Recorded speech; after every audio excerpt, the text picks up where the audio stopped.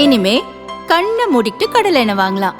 ஏன்னா மந்த்ரா கடலை எண்ணெய் இதயத்தின் தயாரிப்பு.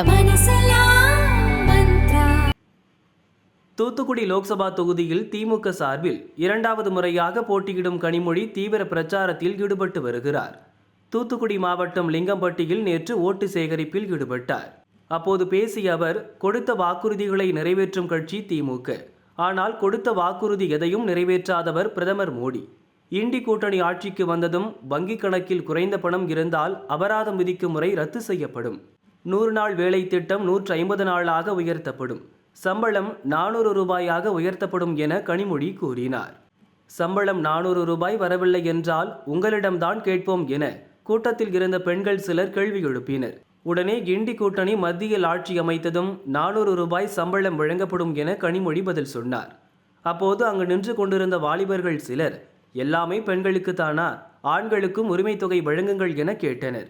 எல்லா உரிமைகளும் ஆண்களுக்கு இருக்கு, அப்புறம் எதுக்கு ஆண்கள் உரிமை தொகை? எல்லா உரிமைகளையும் பெண்களிடம் கொடுத்து விடுங்கள், அப்புறம் ஆண்களுக்கு உரிமை தொகை கொடுப்போம். இங்கு யாரும் டம்மி கிடையாது, எல்லாரும் ஒன்றுதான் என கனிமொழி கூறினார்.